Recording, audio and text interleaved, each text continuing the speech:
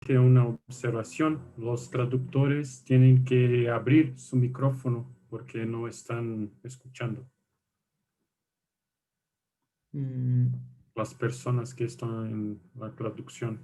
Fernando y Nelia, ¿ustedes escuchan? Sí. Nelly ahora sí. Ok. Fernando también. Ok.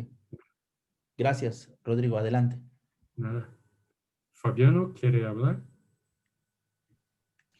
Somente saudar a todos, buenas tardes, buenas noches, muchas gracias por la presencia. Estamos juntos en esta caminada de las culturas juveniles. Es una alegría estar aquí con ustedes y vamos a compartir esta tarde experiencias, creo, increíbles de discusión, de proximidad y de comprensión del universo juvenil. Entonces, Rodrigo puede nos explicar un poquito más el, el objetivo de hoy y también apresentar nuestro conferencista para que podamos encaminhar esta tarde. Muchas gracias. Veo que conozco a muchos. Alegría reverlos y podemos trocar ideas al final. Muchas gracias. Bueno, buenas tardes a todos. Buenas noches para quien esté en Europa.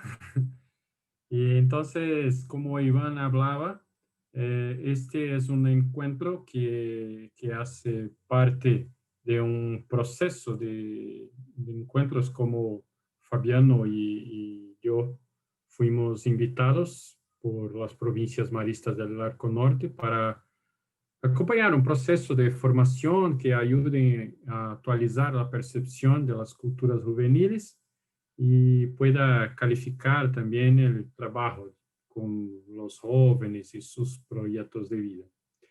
Entonces, esta es la primera de 4 reuniones que hemos propuesto para este proceso de capacitación, que incluirá 3 reuniones virtuales y una presencial si la vacuna contra el COVID llega a tiempo, ¿sí? Entonces, en cada uno de esos encuentros proponemos algunas metodologías propias de trabajo, como la construcción de escenarios para el trabajo con los jóvenes y así. Pero hoy tenemos una conferencia con el profesor Carles Feixa. Y entonces presento profesor Carles, que es catedrático de Antropología Social en la Universidad Pompeu Fabra de Barcelona.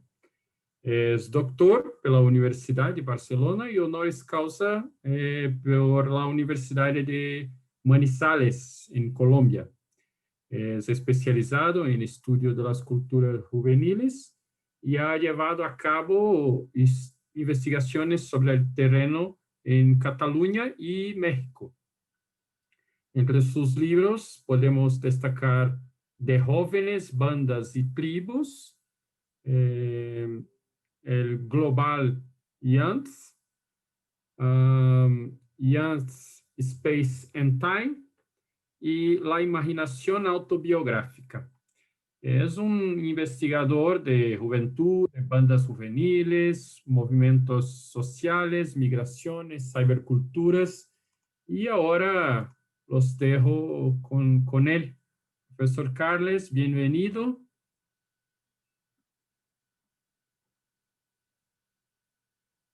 O su micrófono, profesor.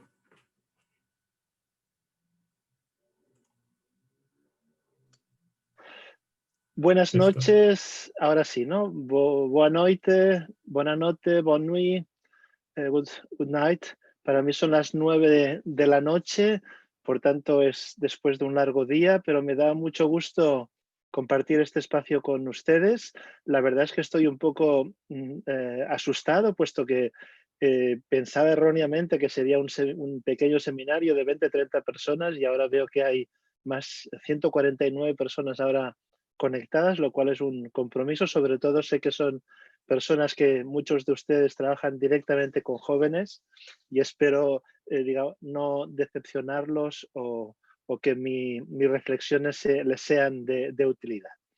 Debo decir que acepté la conferencia, además por la oportunidad del tema y porque desde hace un mes nos encontramos confinados y es más fácil intervenir a distancia.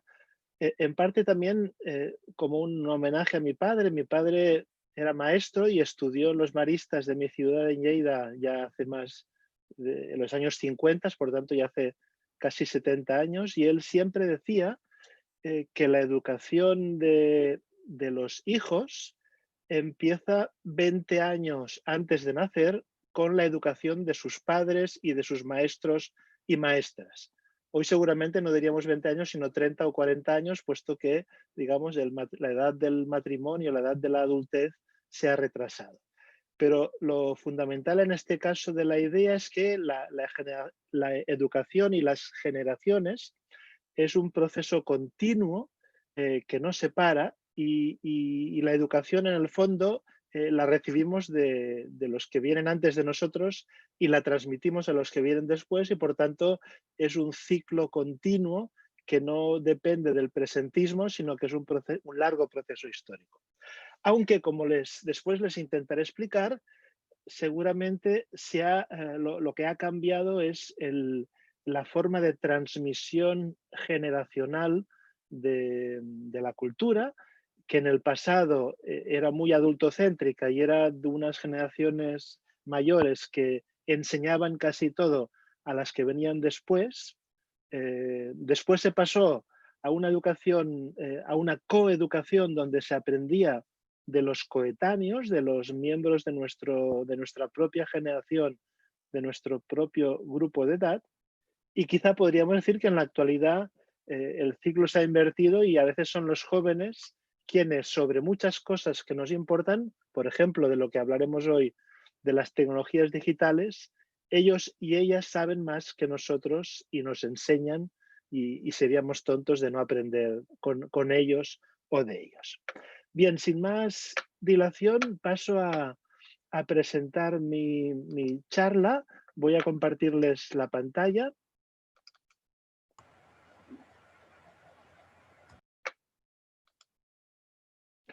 ¿Ven la pantalla? Sí.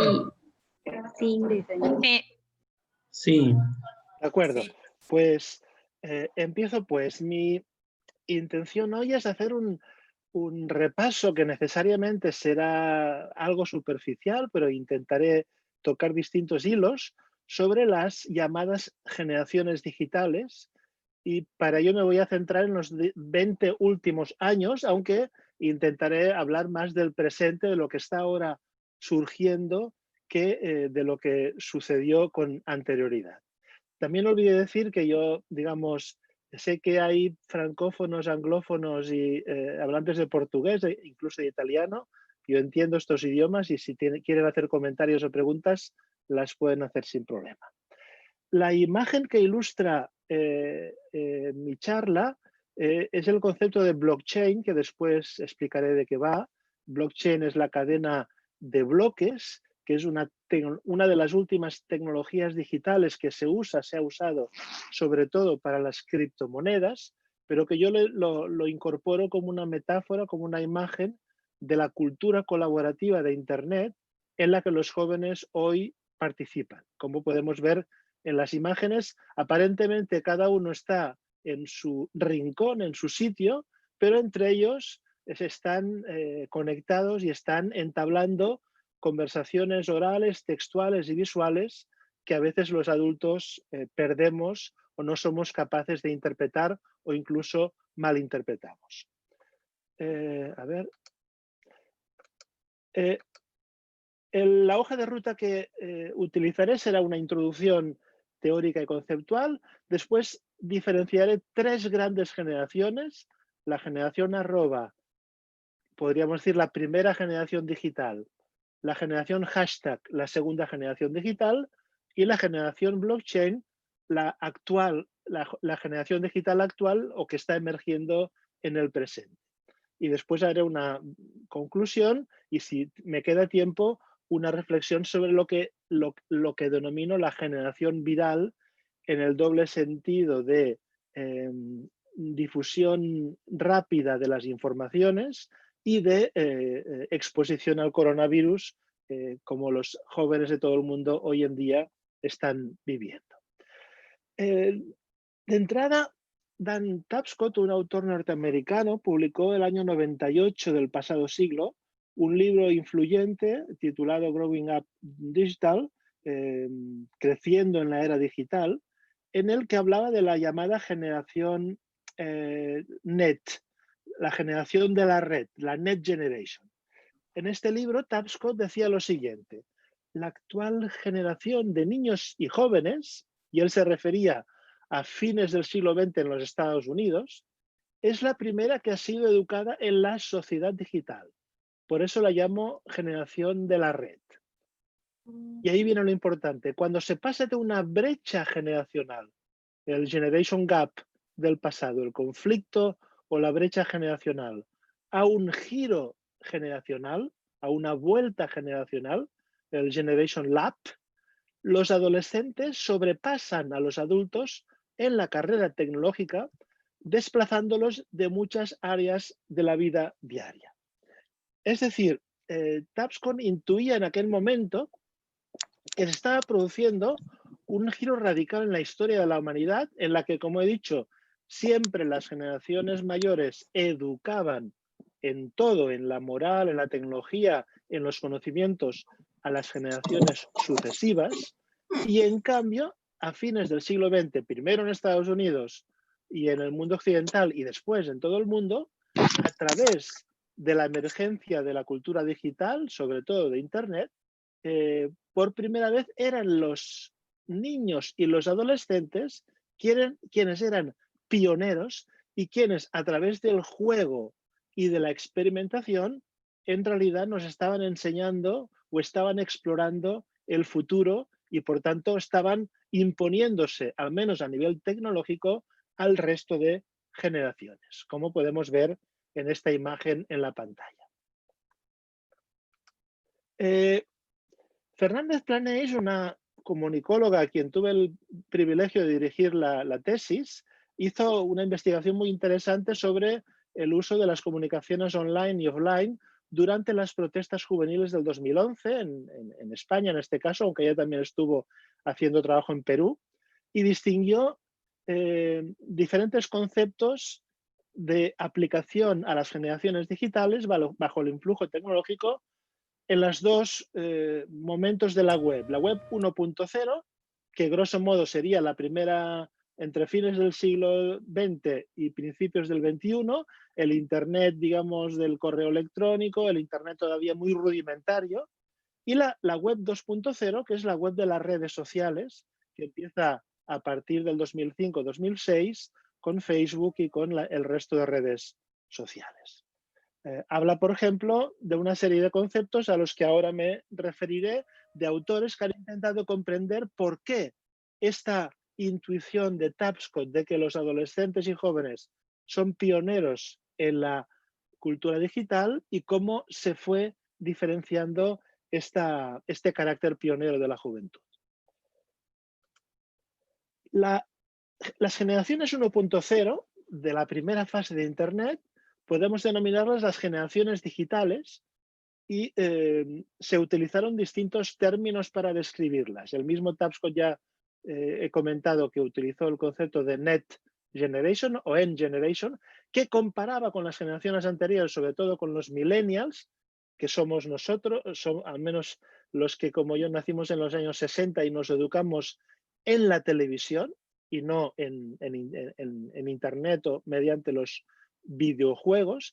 Tampoco es la llamada generación X, que es la última del siglo XX, la que nació en los 70s y fue joven en los 90s, que empezó a usar alguna tecnología pero muy precaria, sino que es la primera generación que ya empieza a educarse sobre todo a través de los videojuegos, de la Game Boy y de la PlayStation. El año 2000, otros dos sociólogos, Howe Strauss, inventaron otro término que después se ha hecho famoso e incluso dominante, aunque a menudo se utiliza de manera abusiva, que son los millennials, obviamente se referían al nuevo milenio, al segundo milenio, pero ellos lo aplicaban a los jóvenes nacidos después de 1982, caracterizados por una visión de la tecnología y por experimentar con mayor empatía en los entornos digitales. El mundo digital ya no asustaba tanto a estos millennials, sino que se enfrentaban a él con confianza. En 2001, Prensky, otro autor, habló de los nativos digitales, diferenciándolos de los migrantes digitales, en el sentido de que los adultos somos migrantes digitales, puesto que hemos aprendido esta tecnología ya de mayores, y como se aprende un idioma, no es lo mismo aprender inglés o francés de niño que aprenderlo de adolescente o que aprenderlo cuando ya tenemos 30 o 40 años, ¿no? Siempre te queda un acento, siempre el aprendizaje es más lento. En cambio, los nativos digitales son aquellos jóvenes que ya desde niños, desde muy pequeños, vivieron en este mundo, nacieron en él y se fueron educando con, Prensky dice, rodeados de bytes, ¿no? Los bytes en forma de videojuegos o en forma de programas de computadora son casi, se convirtieron en nuestra guardería, ¿no? Nuestra jardín de infancia, ¿no? Se caracterizan por recibir información muy deprisa, proceder distintas tareas en paralelo, interpretar gráficos antes que el texto, son generaciones muy visuales, funcionan y trabajan mejor interconectados, progresan con premios y reconocimientos frecuentes y juegan más que trabajan. Es decir, o en realidad aprenden jugando. Podríamos decir que siempre, en la mayoría de las culturas, el juego ha sido una forma de aprendizaje, pero cuando el juego, sobre todo digital, la forma de jugar y de socializar a través del juego se transforma. En 2003, otro autor habla de la generación del milenio, es un poco parecido, que son los fascinados por las nuevas tecnologías y se empieza a hablar del multitasking, ¿no? De las multitareas. Estos jóvenes que pueden hacer al mismo tiempo, pueden hablar por teléfono, ver la televisión, leer un libro y dibujar. Digamos, esta habilidad de un aprendizaje activo e inmediato. Las generaciones 2.0 o de Internet de segunda generación, de la web 2.0, que podríamos denominar hiperdigitales, puesto que ya lo digital ya no es algo marginal o secundario, sino que se va convirtiendo poco a poco en hegemónico y ya no se queda solo en los sectores educados o elitistas u occidentales, sino que penetra también en los países de la periferia, del sur, en los sectores populares, incluso no solo en el mundo urbano, sino que llega al mundo rural, al mundo campesino.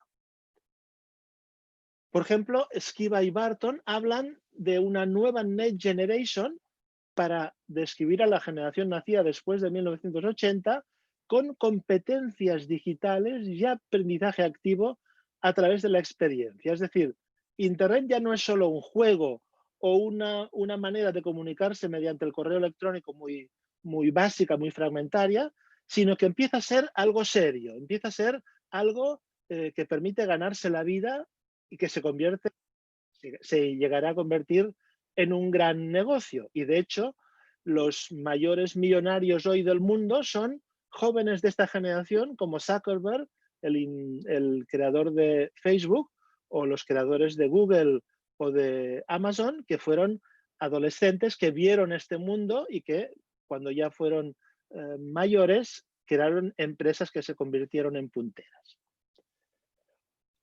Tubella, Taberner y Dwyer hablan de la generación Internet para los jóvenes que se educan sobre todo a través de las tecnologías de información y comunicación y que de ellas hacen un uso creativo y no solamente imitativo. No solo las reciben, sino que intentan aportar algo nuevo. Después McNamara definió 4 grandes grupos de consumidores de medios de comunicación digitales. Habla de la Eco Generation, de la generación Y y de la generación Eco Y.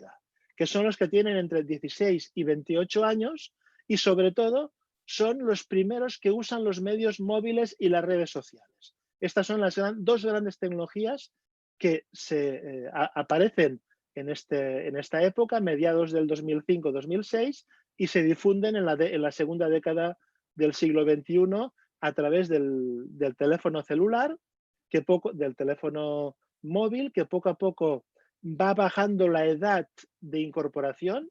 Cuando yo empecé a hacer estudios sobre adolescencia y cultura digital en los 2005, la edad media eran los 18 o 19 años de tener el primer teléfono. Hoy en España no llega a los 11 años, la edad media.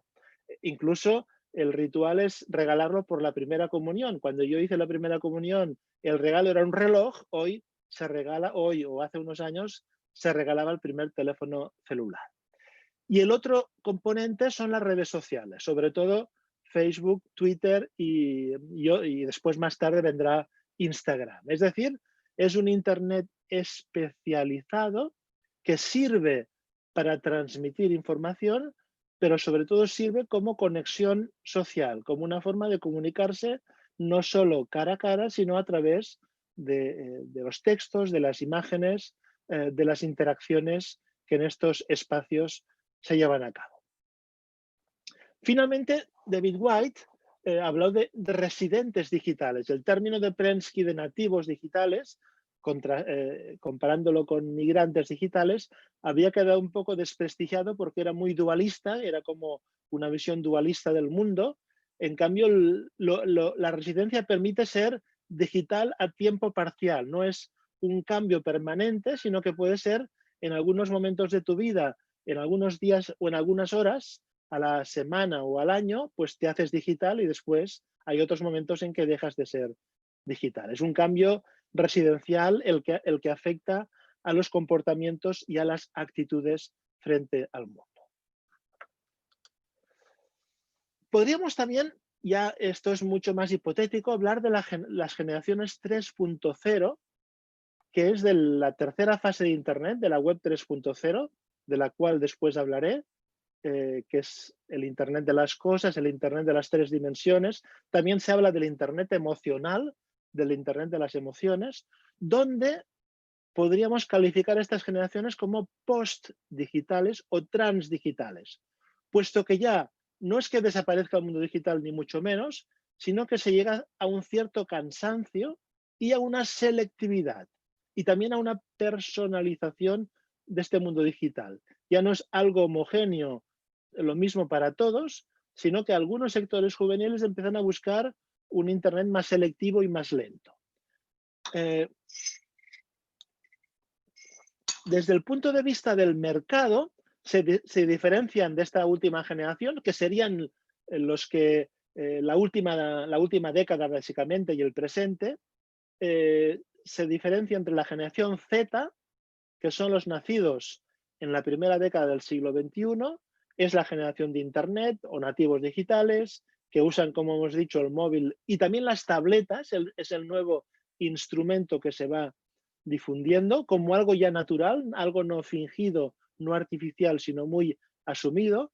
Además de multitareas, son multipantallas, pueden estar al mismo tiempo con su portátil, su tablet, su teléfono celular y la televisión, 4 pantallas al mismo tiempo como mínimo.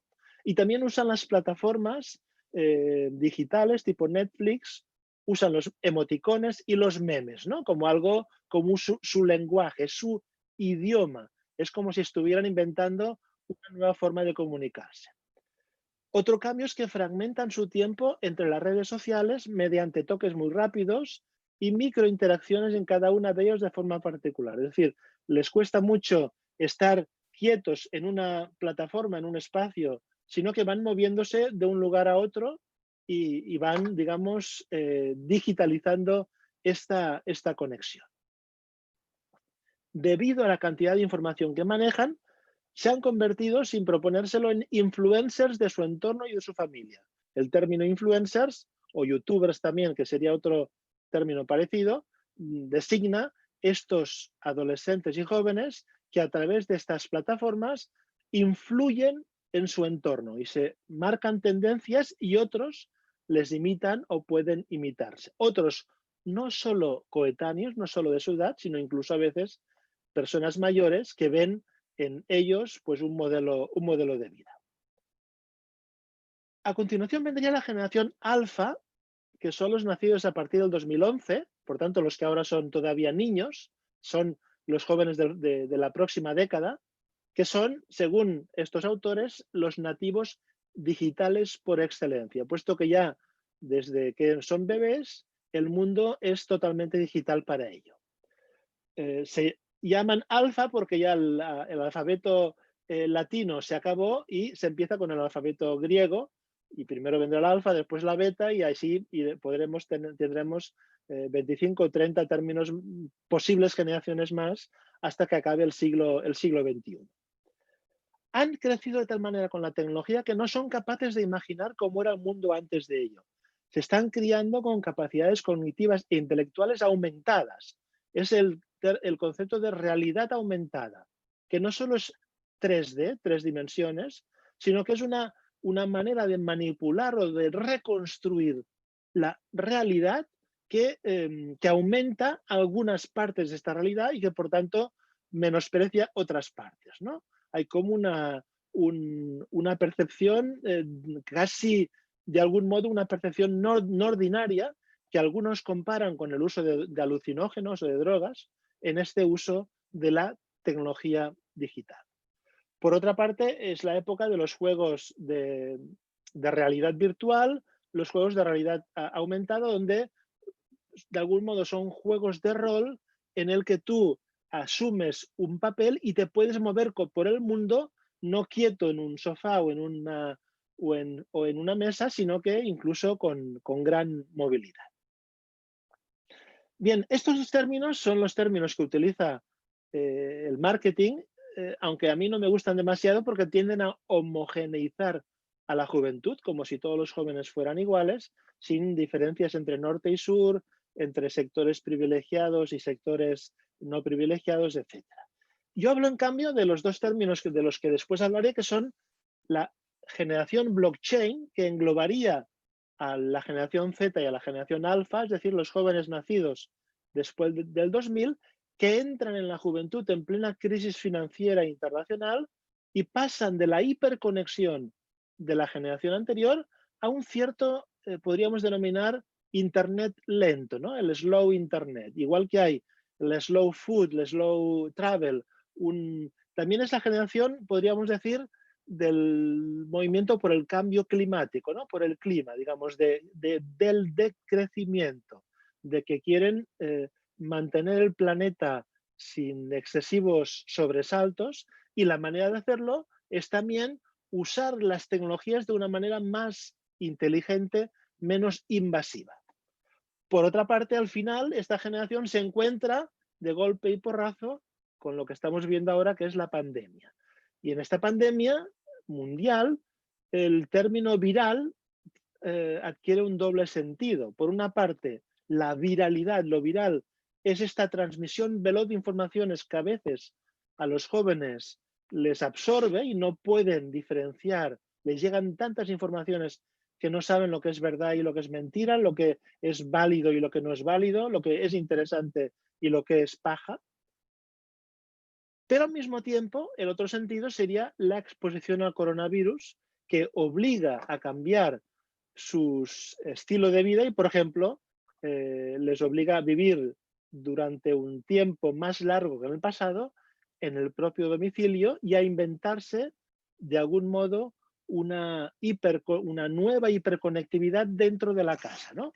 Pero con otra dimensión positiva, y es que también se convierten en maestros y maestras de sus propios padres y madres, puesto que gracias a ellos, sus padres y madres durante el confinamiento pudieron conectarse mejor y pudieron hacer lo que ahora estamos haciendo, aprender cómo funciona el Zoom o cuál es la última serie para ser vista o cómo jugar con videojuegos. Bien, después de esta introducción, en la que me he extendido un poco más de lo que pensaba, paso ya directamente a diferenciar o a caracterizar estas tres generaciones de las que he hablado, que corresponden, grosso modo, a estos tres fases de Internet. Internet 1.0, la primera década, Internet 2.0, la segunda década, Internet 3.0, la década en la que ahora entramos. La primera década yo la denomino la generación arroba y es un término que propuse en un artículo que se publicó el año 2000 en una revista de Manizales, precisamente de Colombia, titulado La generación arroba, donde la caracterizaba por el acceso universal, aunque muy desigual, a las tecnologías de la información y de la comunicación. También por una globalización de la cultura juvenil, que deja de ser un fenómeno local o barrial o nacional y pasa a ser un fenómeno universal, por ejemplo, la música, las modas. Y en tercer lugar, por la búsqueda de la equidad de género. De hecho, el símbolo arroba integra lo masculino y lo femenino.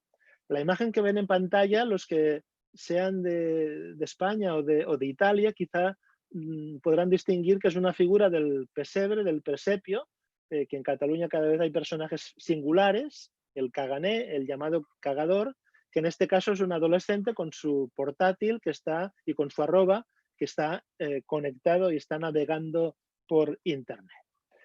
¿Qué caracteriza el contexto de la generación arroba? Es lo que se llama la sociedad red, la primera era digital, que va del 95 al 2008, a la crisis, que se caracteriza por una globalización económica de signo neoliberal, por un crecimiento económico, por tanto, por una globalización cultural, la era de las marcas, las grandes franquicias, las marcas de ropa, de música, de tecnología, se vuelven dominantes y en todo el mundo los jóvenes las quieren consumir. Es también una etapa de grandes migraciones transnacionales, sobre todo de sur a norte, pero también de sur a sur y de norte a norte. Por ejemplo, España en esta época recibe 5 o 6 millones de migrantes, muchos jóvenes que vienen de América Latina, de África y de Asia, y que en realidad tienen una función muy positiva, puesto que renuevan demográficamente el desequilibrio demográfico que había en una Europa envejecida. Hay la expansión de Internet. Internet deja de ser algo minoritario para universitarios o para las élites, y pasa a ser, primero a través de los cibercafés, sobre todo, un elemento para toda la población o cada vez más popular. Surgen los novísimos movimientos sociales, el llamado antiglobalización o altermundialismo, de Seattle en Estados Unidos a Porto Alegre, al Foro Social Mundial. Y hay también una extensión de la educación post-obligatoria, sobre todo en los niveles secundarios y universitarios. Es decir, cada vez más jóvenes siguen estudiando pasados los 14, 15, 16 años. Cada vez hay más personas que alargan su formación. Con lo cual, el periodo de juventud deja de ser una fase más o menos corta de la vida y pasa a ser una fase cada vez más alargada. El significante de la arroba tiene una historia muy curiosa que no tengo ahora tiempo de explicar. Viene del árabe, al-rub, significa la cuarta parte es una medida de peso o de volumen que en la península ibérica, en la era medieval, servía para el comercio entre las distintas comunidades. Después sirve para el comercio transatlántico cuando se conquista América, y en el siglo XIX el símbolo había empezado a quedar en desuso, pero en Estados Unidos se empieza a utilizar como el precio unitario de un producto. En los grandes almacenes la arroba significa at, por ejemplo, una manzana y una arroba significa que vale $1 cada pieza de la manzana o de la patata o de lo que sea. En el año 71, el ingeniero Roy Tomlinson, que fue uno de los creadores del correo electrónico, buscaba un símbolo que separase la primera parte de la segunda parte del correo electrónico. Y encontró que el símbolo arroba todavía estaba en algunas máquinas de escribir, pero no se usaba y por tanto lo utilizó porque no llevaba a confusión. Con lo cual, poco a poco se fue convirtiendo en el símbolo de la cultura digital. No en el 71, que es cuando se inventa. En ese momento el correo electrónico solo lo usaban sectores militares o algún sector de investigación, no fue hasta mediados de los 90 cuando todos empezamos a tener un correo electrónico que, recordar, tiene la primera parte es el nombre y después del arroba viene el servidor o podríamos decir el apellido donde se ubica tu correo, la información que transmites a través de tu correo electrónico. Por tanto, la arroba sería el símbolo de Internet, el símbolo de una identidad digital. Nosotros tenemos nuestra identidad personal, pero también empezamos a tener una identidad digital, que inicialmente era única, puesto que solo teníamos un correo electrónico, y después, cada vez más, fuimos multiplicando los correos electrónicos, uno para el trabajo, uno personal, uno para el tiempo libre. De algún modo, fuimos fragmentando o diversificando nuestras identidades. El significado de la generación arroba para mí y para Tapscott es el de la primera generación digital, lo que él denomina la Net Generation o los lo que hoy otros denominan los millennials, que es la generación posterior al baby boom, que en lugar de crecer con la televisión, lo hizo rodeada de aparatos electrónicos, en especial de los videojuegos. Es decir, creció jugando con los deditos y las maquinitas. Esta generación llega a la juventud en la segunda mitad de los 90 en Estados Unidos y en España, y seguramente en la mayoría de países latinoamericanos, llega en la primera mitad del 2000, coincidiendo con la emergencia de Internet, del email y del chat, y también de una educación que empieza a ser digital, que busca la cultura de la interacción, que ya no sirve la transmisión textual por libros de los conocimientos, por la pizarra, sino que se empieza a buscar otra manera de estudiar y de aprender. En resumen, la generación arroba marca el paso de la generación X, la última del siglo XX, a la primera generación del siglo XXI, de un espacio local, de la propia ciudad, del propio barrio, de tu entorno inmediato, a un espacio global.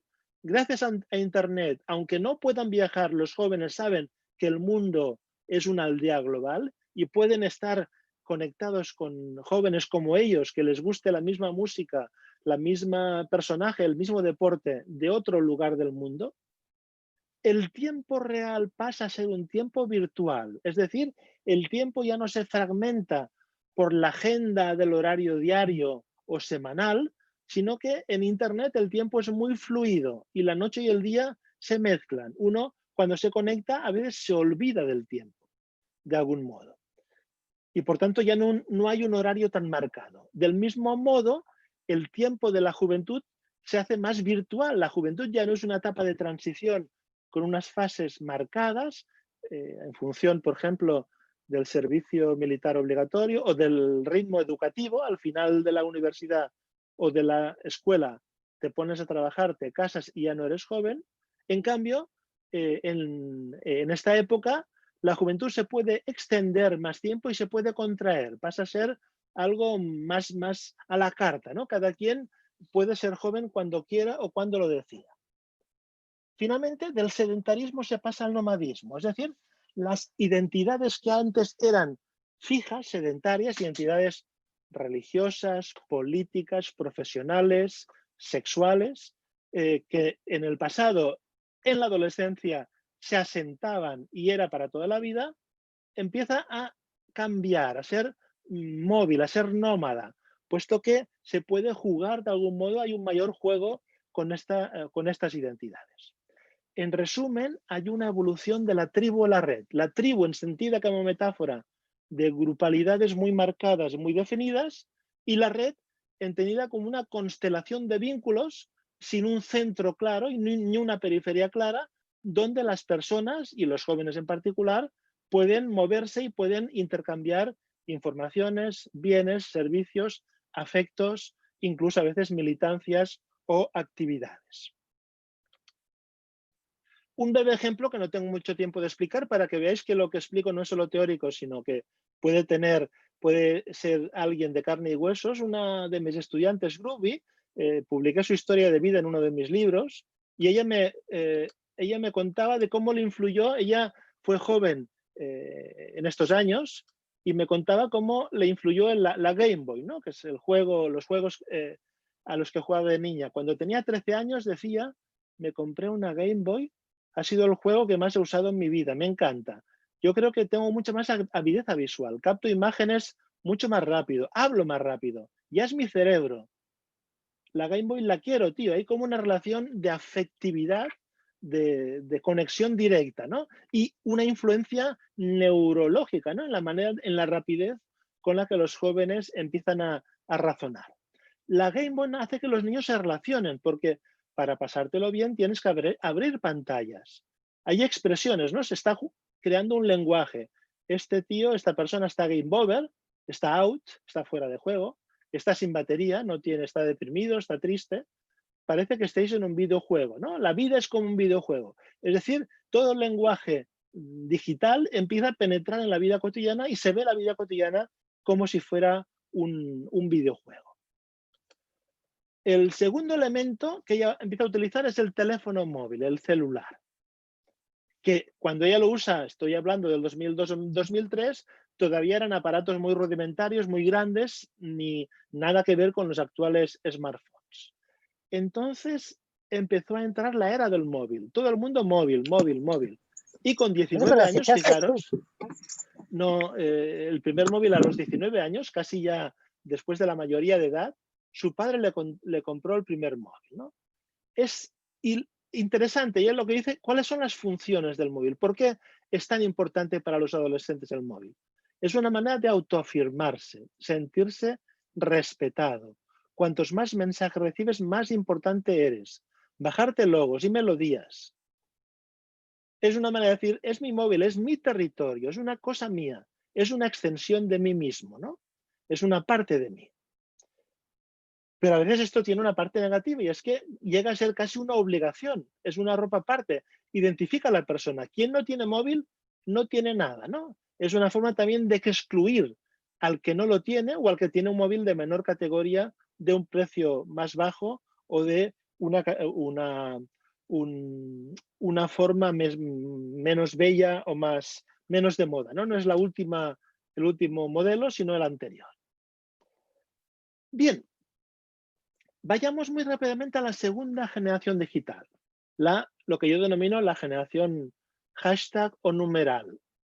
Estamos hablando ya, este término lo empecé a utilizar en 2013 en un libro sobre la generación indignada, una investigación sobre las protestas que hubo en España, en el norte de África y en América también, en el año 2011, 2012, 2013, ocupando plazas, en base a la noción de multitudes inteligentes y a lo que se llamó la identidad post-digital, que incluía los avatares, la web 2.0, los wikis y los blogs. Los blogs es este espacio de Internet donde podías hacer tu propio diario en texto o con fotografía o con imágenes, que de algún modo era la actualización de lo que en toda la vida habían hecho los adolescentes, que era el diario personal, aquella escritura paciente de cada día, poner lo que has hecho, con quién has estado, de quién te has enamorado, cuál es tu creencia o tu fe, cuáles son tus decepciones, ¿no? Esto hoy ya no se hace en privado con tu cuaderno, sino que se hace en un blog en público. Primero eran blogs textuales y después viene el fotolog, que son blogs donde lo que se comparten son las fotografías. En Argentina, por ejemplo, los floggers acabaron siendo una tribu urbana muy importante y conocida. Por tanto, lo que empezó como un juego acaba siendo un uso político de Internet, que son las protestas mundiales del 2011, que empezaron con la primavera árabe y que acabaron con Occupy Wall Street o incluso en Hong Kong con la revolución de los paraguas protagonizado por los jóvenes estudiantes de Hong Kong. El contexto en este caso es el de la web social. Ya no hemos pasado de una etapa de crecimiento, de optimismo, ya viene la crisis, la gran crisis financiera internacional, que afecta de manera muy distinta a los distintos países y que supone un retroceso del estado del bienestar, unos recortes sociales, la expansión de las redes sociales, del llamado Internet 2.0, como he dicho, Facebook, Twitter, Instagram, la globalización desigual, aumentan las diferencias entre norte, sur y este y oeste. En parte también se cortan las migraciones transnacionales, puesto que ya no interesa tanto que lleguen inmigrantes al norte, a los países ricos, pero también hay una crisis de la hegemonía euroamericana. Por ejemplo, la cultura juvenil que antes sobre todo se producía o surgía en Estados Unidos o en Gran Bretaña o en Francia, hoy cada vez más surge de Asia, de África y de América Latina. Por ejemplo, pues toda la cultura del manga que viene del Japón, la cultura pop que viene de Corea, en África el hip hop o el rap y en América Latina el reggaetón, que ya existía antes, pero que es en esta época cuando se convierte en un esperanto musical global. Con lo cual surgen, por una parte, movimientos politizados como los indignados en España y por otra parte, la noción de juventud se amplía a lo que algunos denominan las juventudes yo-yo. Es decir, como el yo-yo, la juventud sube y baja. Tú puedes dejar de ser joven si encuentras un trabajo, si te casas, si entras en una vía más seria, pero si pierdes tu empleo, te separas de tu pareja y te viene una crisis, a los 30, a los 35 o a veces a los 40, vuelves a la juventud y vuelves a tener un comportamiento juvenil. Incluso a veces tienes que volver a vivir en la casa de tus papás y de tus mamás. El significante, el hashtag, también como la arroba tiene una historia interesante. Viene del inglés hash o almohadilla. Es una cadena de caracteres formada por una o varias palabras concatenadas y sirve para orientarse en la selva digital. En el mundo digital hay mucha información, muchos términos y en un momento se requirió un elemento que sirviera para marcar las tendencias, ¿no? Los llamados trending topics, ¿no? Los temas en discusión, los temas que están de actualidad. Y para ello se utilizó el símbolo del hashtag, que cada vez más se usó en webs, en servicios de microblogging como Twitter y otros. Fue Chris Messina, un trabajador de Google, quien propuso su uso. El año, creo que fue el 2007, curiosamente, se empezó a usar para prevenir un fuego muy importante que hubo en San Diego, California, y como forma de unificar o de coordinar la lucha contra el fuego, se usó el hashtag San Diego Fire, que supuestamente fue de los primeros en usarse.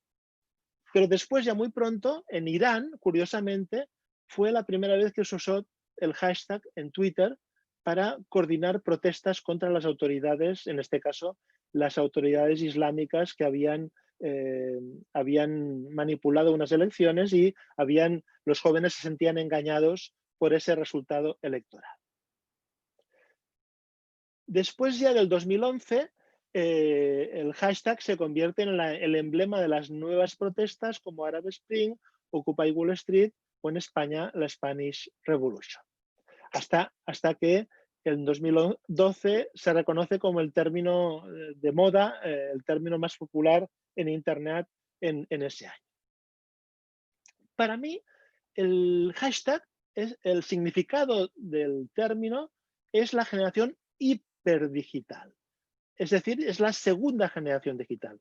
Ya no es la generación que se educó jugando, pero que fue entrando lentamente a Internet y era una cosa un poco secundaria, un poco lúdica, sino que ya es la primera generación que ve que el futuro está ahí y que está hiperconectada, que está con las multipantallas, con las multitareas, que el mundo digital es su mundo y que ya no hay una división entre mundo online y mundo offline, sino que los dos integran un único mundo que ellos viven como si fuera algo unitario.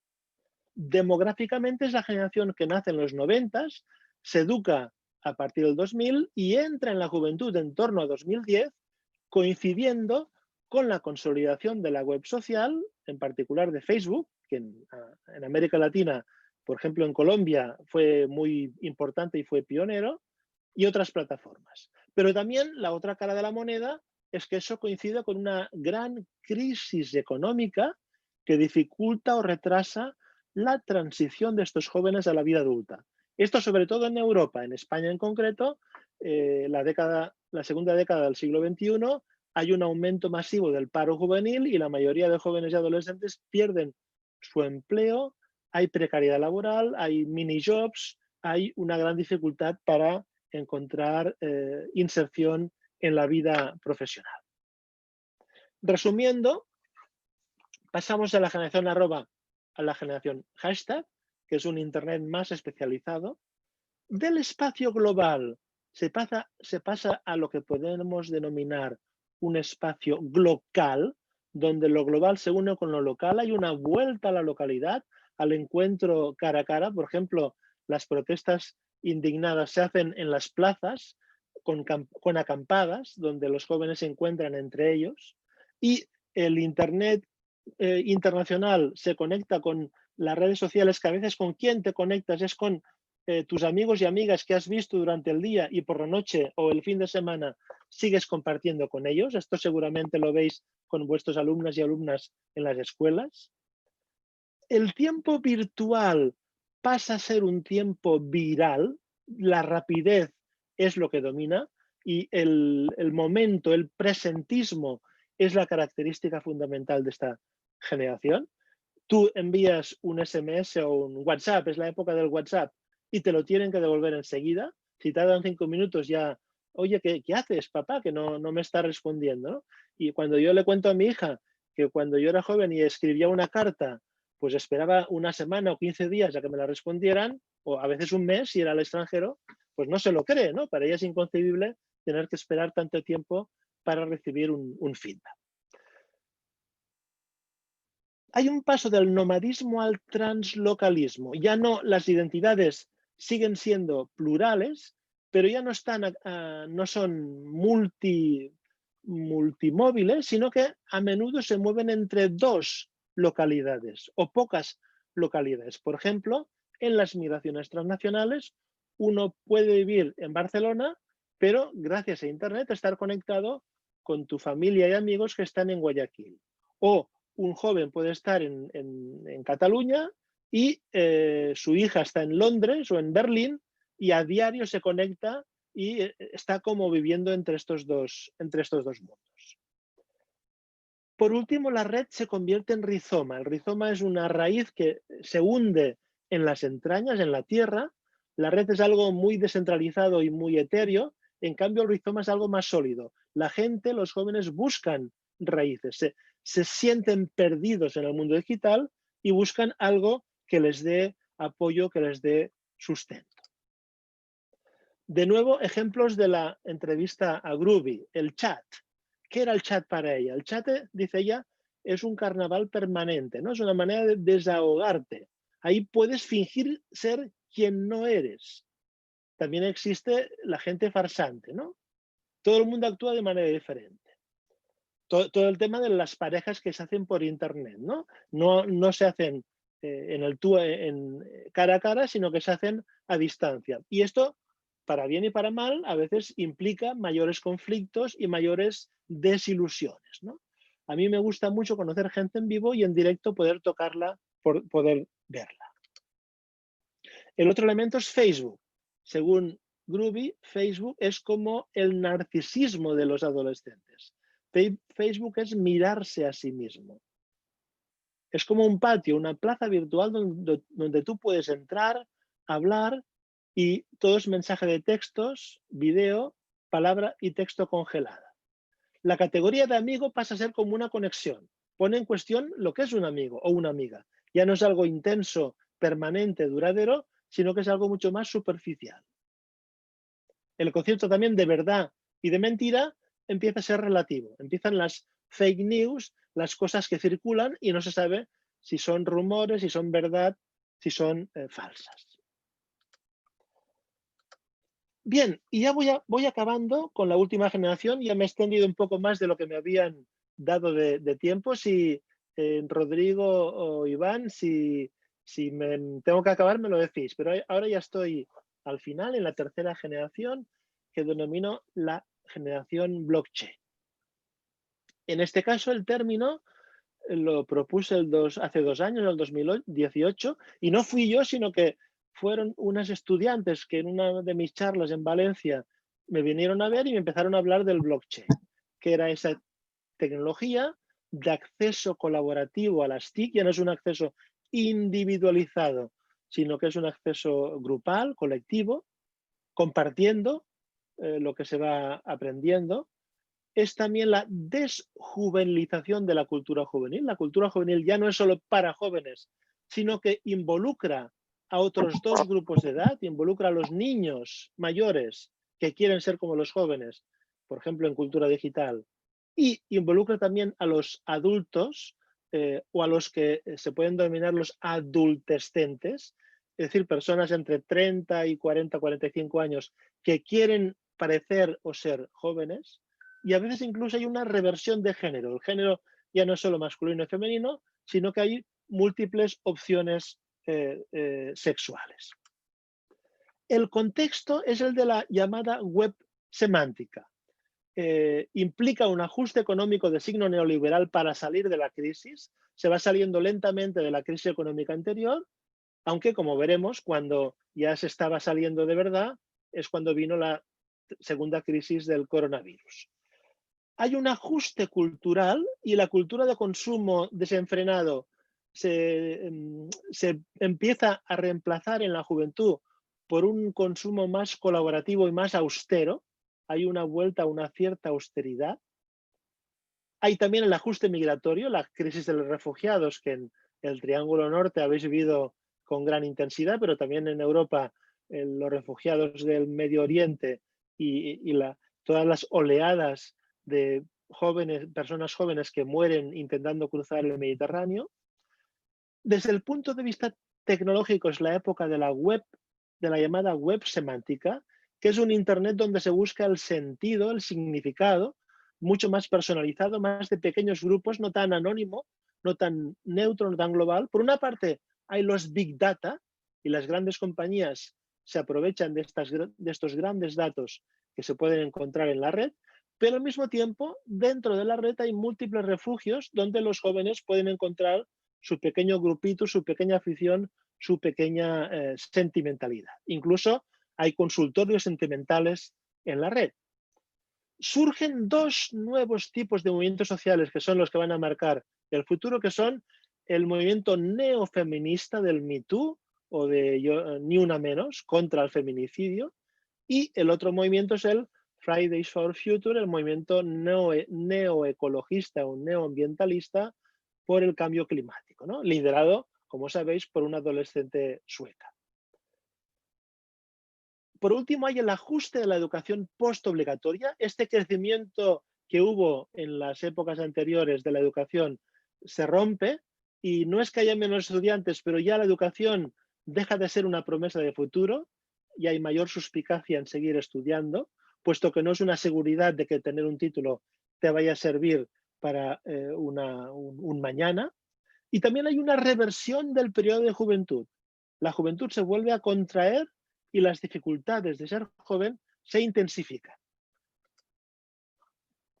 El significado, ya he hablado un poco del blockchain, es la cadena de bloques, viene de las criptomonedas, en realidad se inventó para asegurar el valor no de una moneda, ya no en función de un banco central controlado por el Estado, sino que lo que asegura y mantiene el valor del Bitcoin o después de la Libra fueron el encadenamiento de bloques informáticos en distintas partes del mundo, que son lo que dan confianza a los que compran o depositan valor en esas monedas. Eso sería complejo de explicar, pero es muy resumido.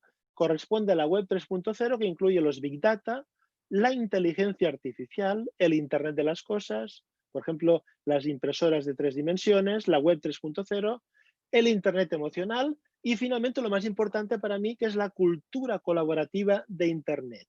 Es decir, el coworking, el cohousing, el vivir juntos, el trabajar juntos, el poder crear juntos, haciendo cosas juntos, usando la tecnología de manera creativa. El significado lo aplico a la generación que podemos denominar post-digital, es decir, la nacida en el tránsito al nuevo siglo, hiperconectada desde la primera infancia, en la primera década del nuevo milenio, que llega a la preadolescencia en plena crisis económica internacional, vive a la distancia la emergencia de movimientos sociales como los indignados y entra en la juventud coincidiendo con el final de la crisis, pero también con el auge de movimientos neoconservadores, xenófobos y a veces juvenófobos a escala planetaria. Por otra parte, es la generación que protagoniza el movimiento neofeminista, neoecologista y neocivilista del que antes hablé. Resumiendo, en la generación postdigital, la juventud a veces se convierte en la edad de moda, en forma de culto por la imagen, obsesión por el anti-aging. Nadie quiere envejecer, todos queremos seguir siendo jóvenes. En la juventud es paradigma de la innovación y de la experimentación social, y al mismo tiempo los jóvenes de carne y huesos ven cómo se consolidan los recortes sociales, educativos y laborales establecidos durante la crisis, se les excluye de la toma de decisiones y a veces se les censura para controlar las fake news. Para contener el riesgo de morir de éxito, la juventud se encadena en bloques para prevenir un futuro incierto, generando una especie de inteligencia colectiva como los cyborgs. En fin, acabando, hemos pasado de la generación hashtag a la generación blockchain, o estamos pasando, mejor dicho. De un espacio local a veces se pasa a un no lugar, un lugar indefinido, anónimo. Del tiempo viral al slow time, un tiempo más lento, la búsqueda de la lentitud, del recogimiento, de espacios sin internet. Del translocalismo al The Wall, hay nuevos muros que se van construyendo. Y del rizoma al holograma, ¿no? A veces las identidades sociales se vuelven ficticias y se dibujan como si fuera una figura artificial en forma de holograma. No hablaré de la conclusión a la que ya me he referido, ni tampoco haré un resumen que lo tenéis en el artículo que os compartieron, pero sí acabaré con un breve epílogo sobre lo que denomino la generación viral. Todo lo que estaba explicando, y lo escribí y reflexioné en 2008 y 2009, se rompe con el coronavirus. Marzo 2020 llega una pandemia mundial que, por una parte, pone en juego el riesgo de una generación y obliga a una solidaridad intergeneracional. En el fondo, saldremos del virus si los jóvenes cuidan a los viejos, pero por otra parte, intensifica las tendencias de cambio tecnológico que ya se estaban anunciando con anterioridad. Y en este caso, en el caso de esta generación, el coronavirus se convierte en una marca generacional. Y esto lo viví en vivo y en directo con mi hija, que cumplió 18 años durante el confinamiento estudiando para el examen de selectividad que en España se hace al final de la secundaria. Con 5 marcas, estas marcas generacionales son básicamente 5. La transición hacia una vivienda o habitación digital, donde lo digital no es solo un ordenador, no es solo un aparato, sino que es todo el espacio doméstico. En segundo lugar, la educación a distancia, por obligación en este caso. Tuvieron que aprender rápidamente a los jóvenes, que ya algunos lo habían puesto en práctica, a seguir clases, hacer exámenes, hacer trabajos a distancia. El teletrabajo, en este caso no de los jóvenes sino de los mayores, pero gracias a los jóvenes nos ayudaron a poder entrar con mayor facilidad en esta reconversión. El mundo lúdico, la diversión, el ocio, ya no es el ocio nocturno de la discoteca, del baile fuera de casa, sino que es el ocio doméstico, a veces descubriendo los juegos de cartas o los juegos sociales que pueden hacerse cara a cara. Y finalmente, la hipersolidaridad o la hipersocialidad, la cibersocialidad. Es decir, a través del ciberespacio te conectas, ya que no puedes conectarte físicamente, puesto que no puedes salir de tu casa o tienes limitado el acceso a determinados espacios, buscas un refugio en las redes sociales, sobre todo en Instagram, que fue la gran recurso de muchos jóvenes para poder sentirse acompañados y en sociedad. La otra cara de la moneda, la cara negativa, la cara oscura, es que esta transformación puso de manifiesto la enorme brecha digital que había en todas las sociedades, sobre todo en las más pobres, pero también en el mundo rico, que no es solo una brecha tecnológica, no es solo una brecha material de instrumentos o de riqueza o de velocidad de Internet. Es sobre todo una brecha de las formas de aprendizaje, que no cambiaron al mismo ritmo y que seguían de algún modo el ritmo tradicional, muy adultocéntrico, muy unidireccional. Y el otro aspecto negativo o discutible es el llamado cansancio Zoom. Es decir, cuando llevas una semana, 15 días, un mes viviendo de esta manera, puede ser divertido, pero cuando ya llevas varios meses y cuando casi todas tus clases y todas tus conferencias son a distancia, pues surge un cierto cansancio que a veces a todos nos hace la vida un poco más complicada. Bien, yo lo dejo aquí. Si quien tenga interés en profundizar, hay un libro que publiqué hace unos años, se llama De la generación arroba, la generación hashtag. No solo habla de las dos primeras generaciones y hay la historia de vida de esta chica que os he citado.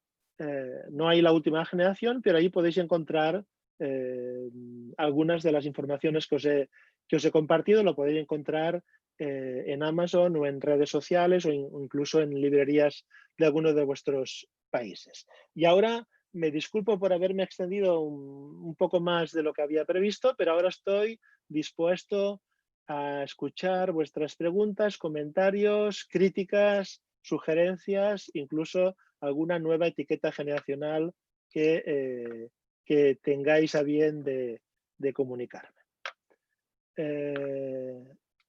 Y si me permitís, voy a buscar un poco de agua porque me he quedado con la boca muy seca. Mientras tanto, podéis pensar en las preguntas. Bueno, gracias, profesor.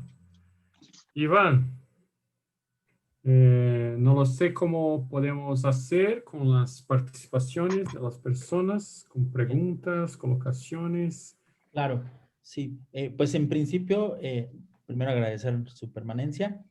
Segundo, de lo que nos ha compartido el doctor Carles, ¿qué pregunta, comentario, opinión podrían o se podrían generar? Y para eso, si alguien gusta, puede abrir su micrófono, expresarlo, o bien también podemos ocupar el chat. Por ahí vemos que empiezan a levantar las manos y pues adelante.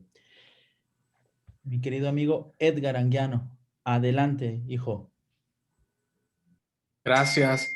Hola, saludos a todos. Doctor, muchas gracias por su participación. Me deja pensando muchas cosas. Y entre esas cosas, ojalá ver si me puede ayudar. Hay un libro que tuve la oportunidad de leer hace poco que se llama La fábrica de cretinos digitales. Es de un francés.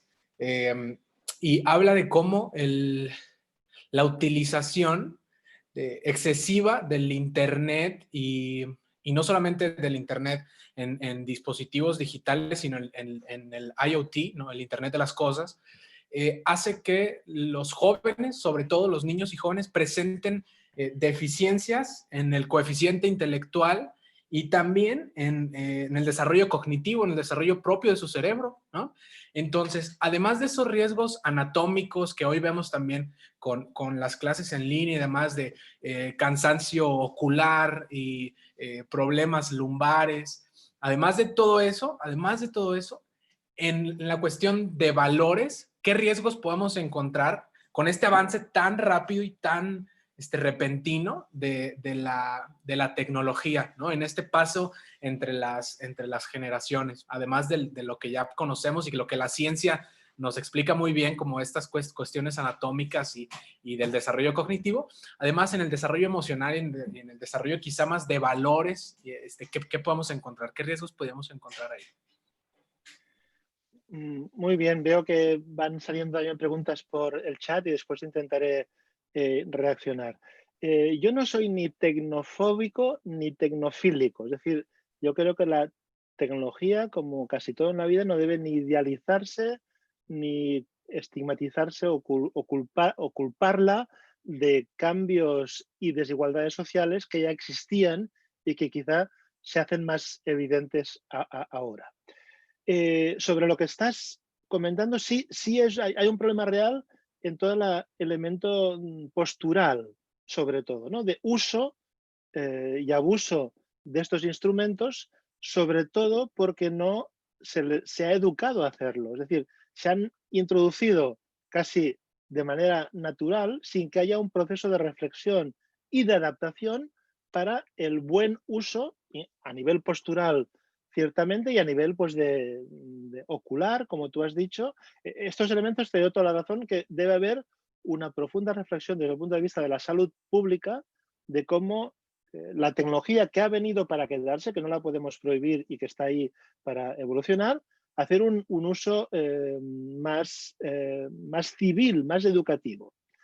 En cambio, lo que no tengo claro, y no hay estudios que lo demuestren, es todo este miedo al cambio mental, al cambio neuronal, ¿no? Que algunos estudios neurocientíficos plantean que hay como un cambio en el cerebro de las nuevas generaciones que siempre sería peor. En realidad, en la historia de la humanidad sabemos que todo cambio tecnológico de entrada se ve como algo negativo porque está poniendo en riesgo el status quo.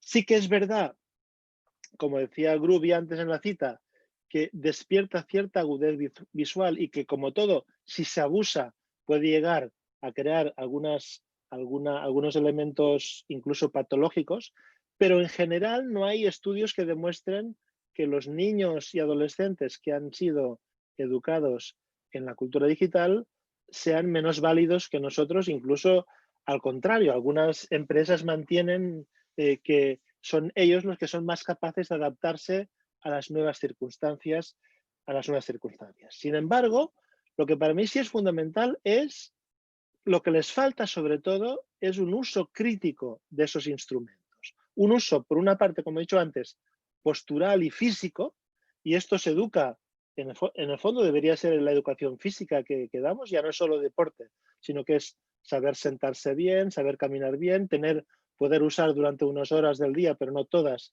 estos instrumentos, pero también el uso crítico que debe dar la escuela. La escuela, el mundo digital o la información que encontramos en Internet nunca podrá reemplazar a la educación presencial, a la escuela, al profesor, a la profesora, que son los quienes pueden acompañar y pueden despertar el sentido crítico, sobre todo para combatir lo que antes denominaba lo viral. Lo viral es que a los jóvenes les llega un montón de información, tanta que a veces no saben cómo seleccionarla y cómo cribarla. Ellos tienen mucha más información que nosotros y la tienen más rápido. Cuando tú te enteras de algo, ellos ya lo sabían, pero en cambio a veces les falta ese pósito que viene de la historia, que viene de la madurez, que viene de una cierta tranquilidad para poder hacer una selección crítica de todo ello. Y por último, yo creo que la tendencia no va a un incremento de ese cretinismo digital de las nuevas generaciones. En realidad, los cretinos digitales somos nosotros, los migrantes digitales, los que lo descubrimos ya y quedamos obnubilados y nos quedamos un poco extasiados, ¿no? En cambio, las nuevas generaciones, en general, siempre hay excepciones, como nacieron y crecieron en este mundo, son conscientes de que a veces deben desconectar. Y por eso yo creo que la tendencia es hacia un Internet más lento, donde haya espacios de no conexión, donde haya espacios de reflexión, incluso donde haya, de algún modo, una nueva espiritualidad no tecnológica, ¿no? Un espacio de reflexividad que abra las puertas a otra dimensión. Por tanto, digamos, disculpar si me extiendo demasiado, pero me parece que es una pregunta importante, ¿no? Por tanto, deben introducirse en la educación estos contenidos, pero no para enseñar tecnología, sino para enseñar a usarlos, no dar peces, sino cañas de pescar, empezar a enseñar a usar estos instrumentos.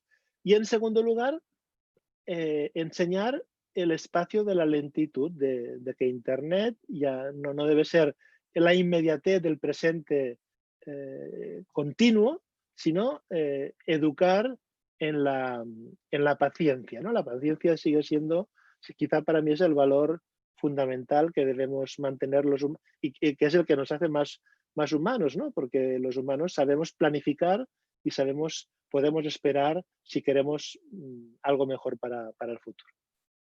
Gracias. Gracias, doctor. Gracias. Si te parece, Rodrigo, leemos algunos comentarios, Sí, cogemos alguna Sí. pregunta del chat y luego le damos la palabra también a Henry, que por ahí levantó la mano. Bueno, Bien, ¿quiere, sí, quiere que yo... adelante. Sí, entonces tenemos varios comentarios, ¿no? Pero me parece que hay algunas preguntas que son pertinentes al que habla profesor directamente, no que las otras no sean, pero directamente, ¿sí? Ah, una de ellas es la que habla, por ejemplo, Bernardino de México, habla.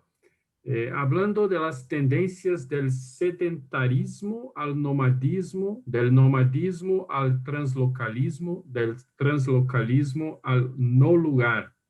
¿Qué es que le da sentido de pertenencia a los jóvenes? ¿Qué es lo qué es lo que los arraiga? Es una pregunta interesante, profesor. Yo creo que para mí también me salta a los ojos porque es una pregunta para todos que trabajamos con los jóvenes. ¿Qué es lo que da sentido a los jóvenes en esta cultura digital actual? muy bien. Como pregunta importante, como sabéis, yo empecé investigando las pandillas, que su identidad era muy territorial, era la esquina, es la cultura de la esquina, ¿no? El lugar que tenía un sentido emocional para ellos, donde ponían sus grafitis, su encuentro diario, ¿no? Y cada grupo juvenil acostumbraba a tener un lugar que le identificaba como tal, ¿no? Esto no es que haya desaparecido del todo, sino que el lugar se ha trasladado a la red social, al grupo, a la grupalidad. El territorio es la grupalidad. Allí donde hay un grupo de personas que te entienden, con los que te comunicas, con los que te identificas, ese es tu lugar. Pero puede ser un lugar físico o puede ser un lugar virtual o puede ser un lugar multicéntrico, ¿no? Un lugar, digamos, sin lugar, valga la redundancia, ¿no? El no lugar es un término de un antropólogo francés que de entrada puede ser negativo porque es el espacio del anonimato. Él se refería a los aeropuertos, a los centros comerciales, o los lugares muy espectaculares y muy bonitos, pero que no son nuestros. Pero en cambio, muchos jóvenes convierten no lugares en un lugar para habitar, en su propio lugar, ¿no? Inventan su propio territorio, que puede ser un territorio fugaz y móvil. Y por otra parte, yo creo que también hay un retorno a la localidad más tradicional, a las raíces. De hecho, el que los jóvenes buscaran en sus protestas de hace 10 años el centro de las ciudades no era por casualidad, era porque no se veían reconocidos por la sociedad y buscaban ser visibles ahí donde la gente se juntaba, que es la plaza, el ágora de toda la vida, el lugar central, ¿no? Por tanto, yo creo que el no lugar del futuro es un lugar híbrido, por una parte muy virtual, donde estén tus amigos, estén donde estén, pero por otra parte también será necesario un lugar refugio donde te sientas tú quien eres y donde te identifiques con tus coetáneos sin necesidad de fingir, sin necesidad de ser artificial.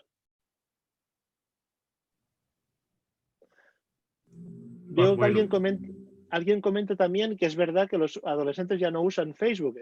Yo lo he visto esto con mi propia hija, pero siempre ellos van por delante. Cuando los adultos llegamos a Facebook, ellos van a Instagram. Cuando llegamos a Instagram, ellos van a el WhatsApp. Cuando llegamos a al WhatsApp, TikTok. ellos van a otro lugar. Siempre van un poco por delante porque es normal, no quieren estar en nuestro sitio. Sin embargo, el coronavirus, como nos ha hecho convivir durante un tiempo por obligación, a veces nos ha hecho conscientes de la necesidad de encontrar espacios de intersección. Es decir, toda la vida nuestra no puede ser la suya, pero debe haber algunos lugares de intersección donde nos podamos comunicar. Pero comunicarse quiere decir de manera bidireccional, ni que nosotros les impongamos a ellos lo que pensamos, ni que ellos nos impongan a nosotros sus mundos de vida, sino que puede ser un espacio de intercambio, de interpelación. Buena colocación, profesor. Y profesor, hay muchos comentarios. Mónica, por ejemplo, habla de la actitud de los jóvenes, pregunta acerca de la actitud de los jóvenes, acerca de la transformación, de lo injusto, lo que dificulta a los jóvenes organizarse y trabajar en la realidad. Pero yo creo que el profesor habló un poco de cómo es una organización diferente, ¿no? Una organización que se hace por las redes y no como nosotros adultos estábamos acostumbrados, que era una organización de los movimientos sociales y así. Hermano Pedro habla que está sorprendido por ver cómo las relaciones ya no duran como en siglos pasados.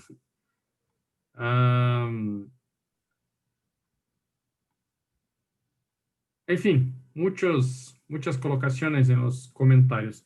Bien, Iván, yo creo que tenemos más una participación así en es. vivo. Y podemos recuperar alguna otra pregunta de aquí, que me parece que las de Mónica que acabas de comentar son muy buenas. Igual por ahí hay una más de Venezuela. Por lo pronto, vamos con Henry y recuperamos ahora algún comentario y otra pregunta por acá. Gracias. Bueno, Adelante, Henry.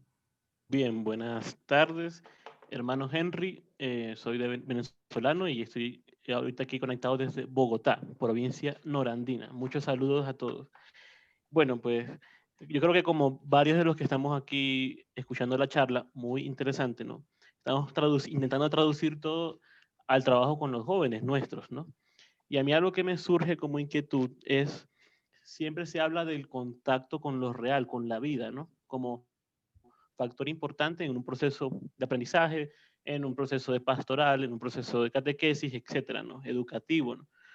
Esa experiencia de la vida, incluso hay ciertos debates hoy que hablan de que no puede ser reemplazada y que incluso la misma pandemia nos ha llevado a pensar que lo importante, ¿no? De vernos, de encontrarnos, de... Entonces mi pregunta sería, ¿cómo poder promover ahora, ¿no? En esta nueva realidad post pandemia que está aconteciendo poco a poco, ¿no? Y que por la misma pandemia, ¿no? Como usted decía, se tradujo en unas características propias de relación entre los jóvenes con lo virtual que se intensificó. ¿Cómo puede promover un poco otra vez como ese encuentro con lo real, ¿no? O realmente tenemos que empezar como que a migrar mentalmente y entender que no, que ya va de toda interacción ahora va a depender siempre de ambos mundos que ya de alguna forma se fusionaron, ¿no? Y no podemos como promover otro tipo de procesos, ¿no? Y cómo apropiarnos ahora de los valores, precisamente con lo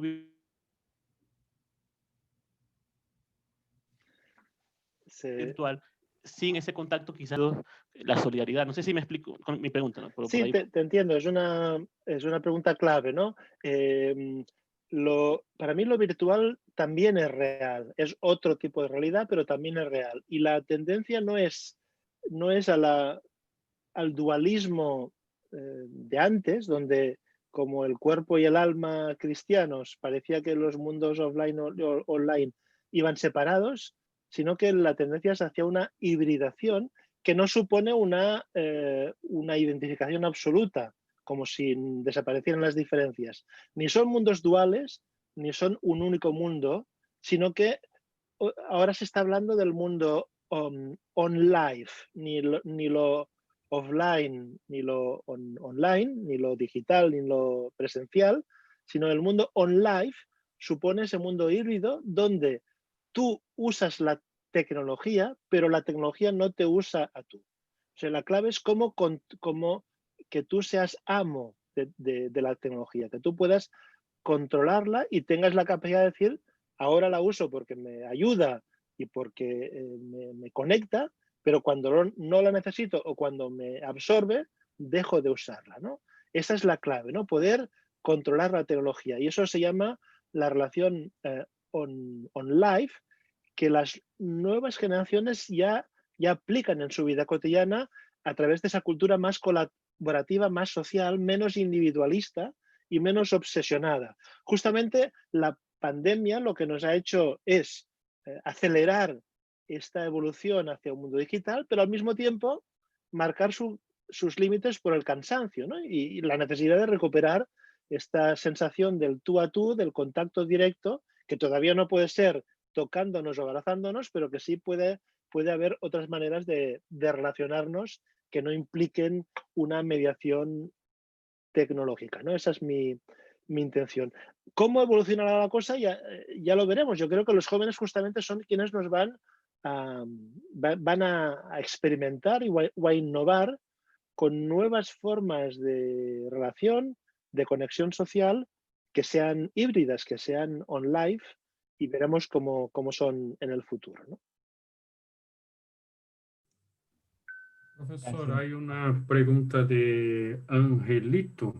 Él habla, en Venezuela hay jóvenes que no han llegado a generación 1.0 porque no cuentan con la conexión a Internet y los recursos tecnológicos para estar a la par de los avances que tenemos en la actualidad.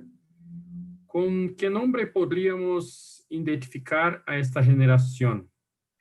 Yo creo que es una realidad no solamente de Venezuela, pero de otros lugares. Sí, ya dije al final, o sea, que la última evolución había visibilizado la brecha digital, que corresponde en el fondo, yo siempre lo comparo con el analfabetismo del siglo XIX, ¿no? Cuando la sociedad preindustrial se dividía entre los que sabían leer y escribir y los que no sabían leer y escribir. Hoy en día lo que marca la diferencia es poder navegar, no poder, o tener instrumentos y velocidades para poder hacerlo. Sin embargo, yo tampoco diría que están fuera del mundo digital los que no tienen ese nivel número 1 digital. Por ejemplo, creo que se llamaba Henry, quien me hizo la pregunta antes, le iba a contar un ejemplo que vi yo hace unos meses. Estamos ahora en un proyecto de investigación que incluye a Medellín, y con jóvenes de las comunas de Medellín muy pobres y muy alejadas del centro, y con quien habíamos trabajado hace un año en vivo y en directo en sus barrios. Intentamos seguir trabajando a distancia, los investigadores de Medellín y yo desde Cataluña, justamente como estamos haciendo ahora con el Zoom o con el Meet.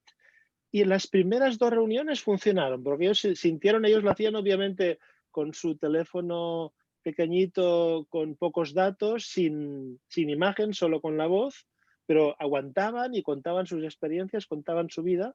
Pero a la tercera reunión ya dijeron que ya no, ya basta, porque ya estaban cansados, necesitaban el contacto directo, el contacto cara a cara, ¿no? Y eso es insustituible.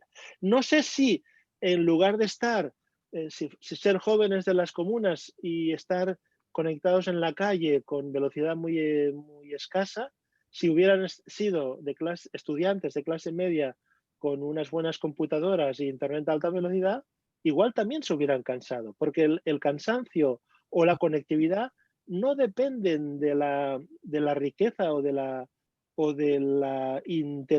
velocidad de la circulación de los datos, sino que depende sobre todo, es un tema emocional, de tu conexión emocional y mental con lo que estás haciendo.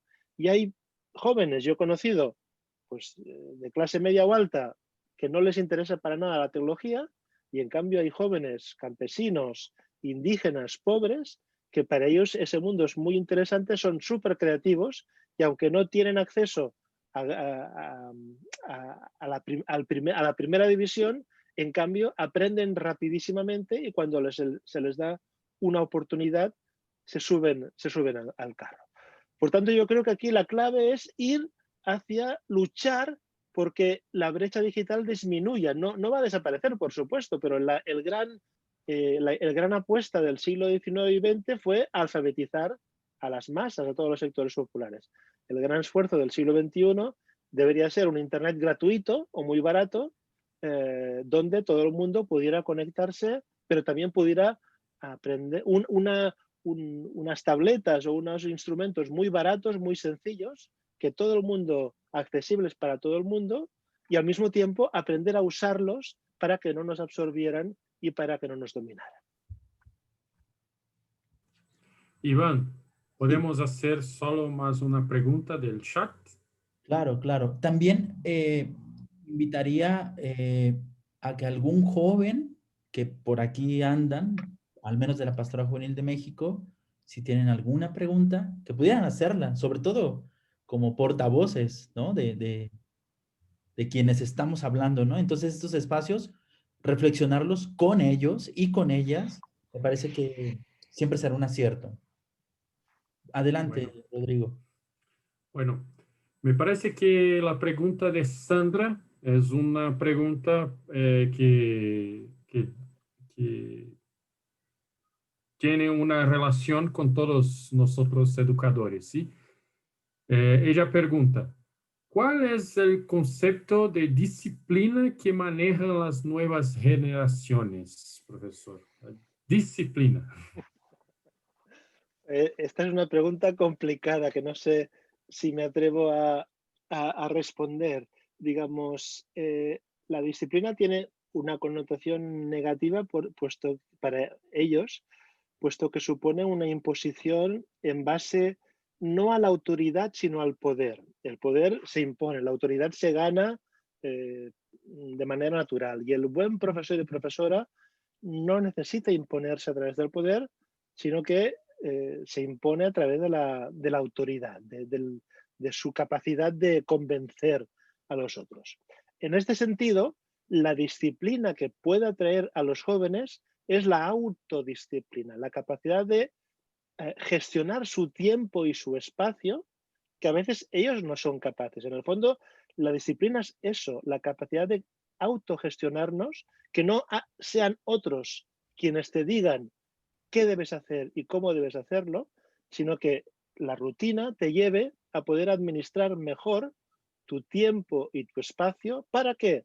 Bueno, pues para aprender, para ser mejor persona y para ser mejor profesional. Es en el fondo el objetivo. Y cuando los jóvenes se les dice lo que tienen que hacer sin razonar de una manera autoritaria, para ellos esa forma de disciplina no les motiva y la abandonan o reaccionan de manera agresiva incluso, como a veces hemos visto.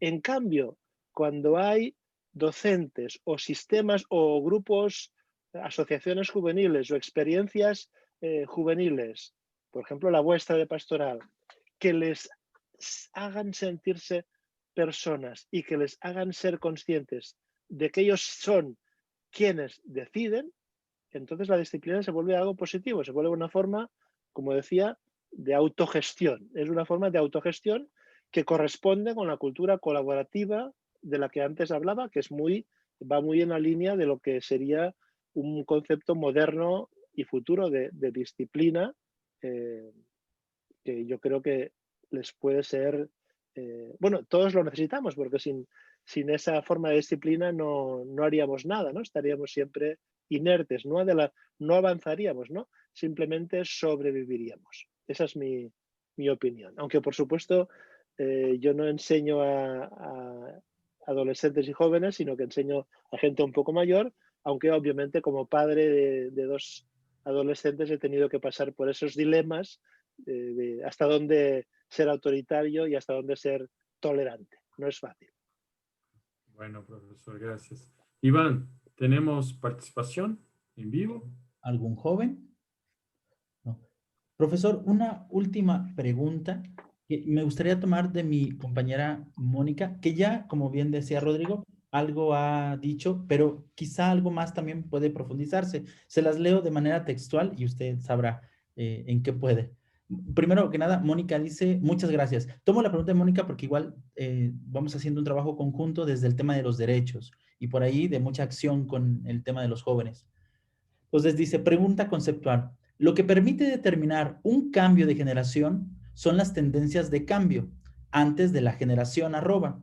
Estas tendencias se manifestaban a lo largo de ciclos, pero hoy, con la precarización económico-social, la realidad hiperdigital y la desjuvenización, ya no se observan propiamente estos ciclos. Y luego propone preguntas para la acción. ¿Qué del ser joven hoy contribuye a una postura crítica y constructiva de transformación de lo injusto? Y una segunda, ¿cuáles serían los rasgos débiles de las generaciones actuales, lo que les impide o dificulta organizarse y transformar la realidad? Bueno, son preguntas complejas que antes leí por encima y me parece casi tema de otra, de otra charla, ¿no? En el futuro, porque son cuestiones de fondo. Hay todo un debate sobre el concepto de generación en el que yo no entré porque me hubiera extendido mucho. Es verdad que hace un siglo los filósofos que empezaron a usarla, como José Ortega Gasset o el sociólogo Karl Mannheim, entendían las generaciones de una manera más dilatada en el tiempo, incluso periodificaban entre 15 y 20 años para que surgiera una nueva generación. Ortega hablaba del relevo generacional, cada 15, 20 años había un relevo y una generación pasaba el relevo a la siguiente, y lo que marcaba las rupturas solía ser un acontecimiento generacional que en origen eran las guerras mundiales.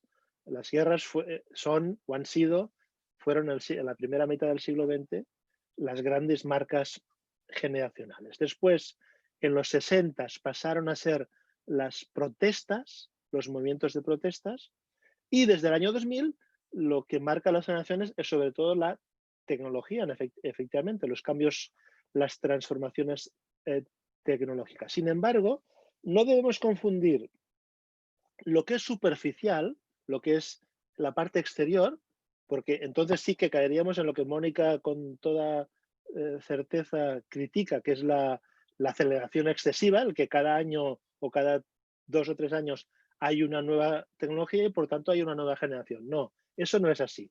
Lo que define las generaciones, decía un sociólogo francés, Pierre Bourdieu, es la forma de generación social de los agentes. Es decir, es las transformaciones justamente en el sistema educativo, en el que la tecnología es una parte, pero no toda. Y el sistema educativo depende de cambios legales, de cambios económicos, de cambios culturales y también de cambios tecnológicos. Quizás sí, lo que ha cambiado no es tanto que el cambio sea más rápido en las generaciones, sino que es más heterogéneo y heterodoxo. Antes, una guerra, el 68, una revolución en Nicaragua, qué sé yo, un cambio político, eran cambios claramente que marcaban una u otra generación. En cambio, las innovaciones tecnológicas contemporáneas son más complejas, no sabemos cuál es la importante y cuál no, y por eso nos dejan un poco más a la intemperie. Pero acabamos de vivir una experiencia que es la pandemia, que en efecto es una experiencia como siempre fueron las grandes marcas generacionales, una experiencia que marca a todas unas personas en lo simbólico. Para que exista una generación debe haber cambios en lo simbólico, en lo mental, pero también en lo material, en lo práctico, ¿no? En lo práctico implica, por ejemplo, creo que Mónica hablaba de la precarización del trabajo juvenil. Pues efectivamente, cuando hay una transformación del sistema laboral que implica que pocos jóvenes tienen contratos estables o son mileuristas, como se llama en España, pues ello genera efectivamente una transformación en la generación. Y la tecnología, en el fondo, es un elemento más, pero no el único ni el más determinante. Alguna tecnología, yo utilizo el hashtag, el blockchain, no como la causa motora, sino más bien como una metáfora que nos ayuda a pensar cómo está cambiando la manera de estar en el mundo de los jóvenes. Pero no diré que el blockchain es lo que está generando o construyendo una nueva generación, porque si no hubiera un grupo de jóvenes educado de otras maneras, que se integra al mundo laboral de otras maneras, que se relaciona entre ellos de otras maneras, no podríamos hablar de un cambio generacional.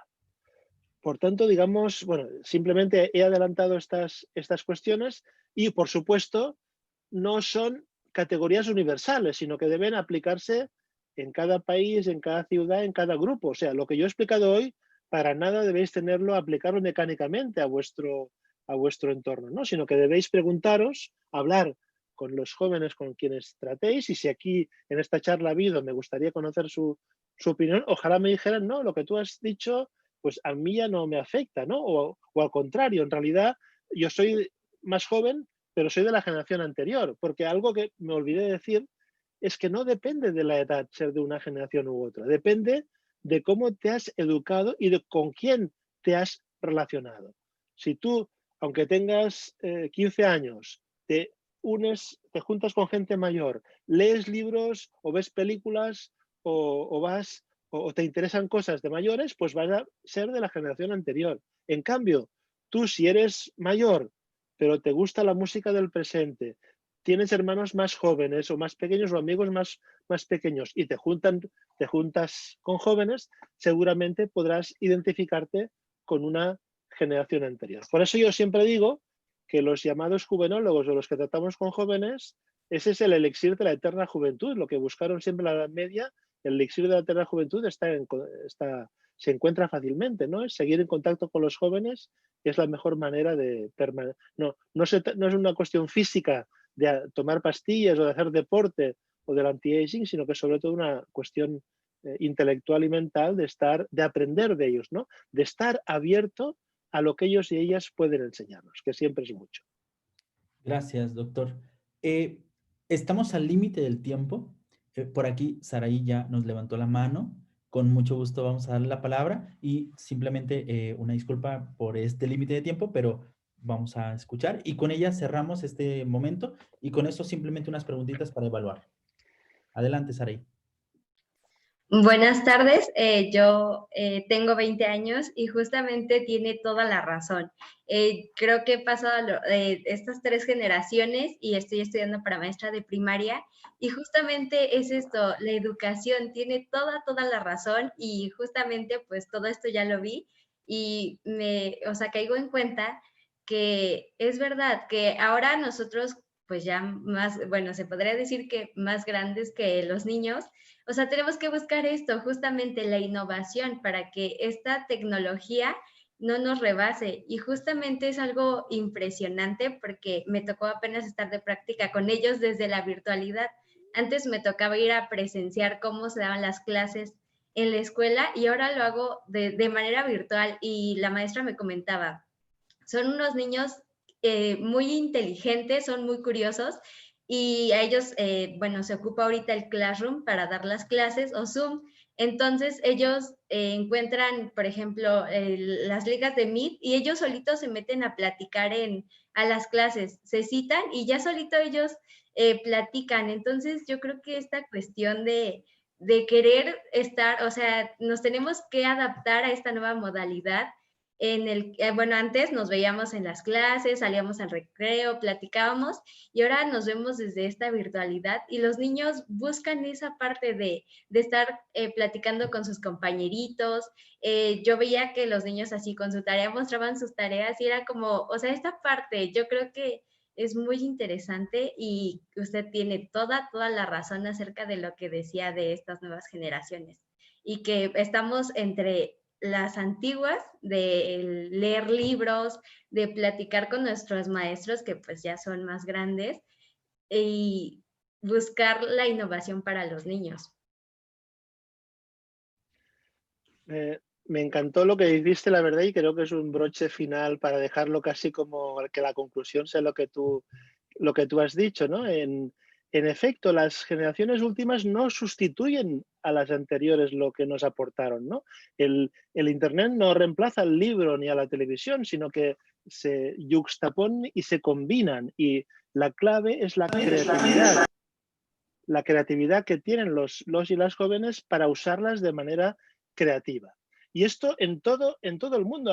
Creo que alguien preguntaba, lo vi de pasada, si entre las juventudes indígenas también se daban estos cambios. Yo creo que sí, yo trabajé un poco con zapotecos hace unos cuantos años y la capacidad, obviamente lo hacen a otras velocidades y a otros ritmos, pero la capacidad de aprender en el mundo digital y de enseñar con nosotros es impresionante. Y simplemente a veces lo que les falta son los instrumentos para poderlo hacer en plenitud de condiciones y en igualdad de condiciones con nosotros.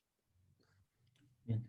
Doctor Carles, pues yo simpatizo con usted. Creo que lo que Saraí nos ha comentado, específicamente por ser una voz joven y que además está en el medio, es ya un broche de oro. Así que muchas gracias, Saraí, Porque justo una pregunta que yo quería hacerle, bueno, más que una pregunta, una invitación o una petición, doctor, es que, pues, como, ¿qué mensaje final podría compartir a este grupo de hombres y mujeres maristas que miramos en la juventud la posibilidad de transformación? Creemos que las y los jóvenes son un lugar teológico. Ahí se nos revela la oportunidad de la transformación, pero en especial se nos revela Dios. Y por eso los miramos y caminamos con ellos de esta manera.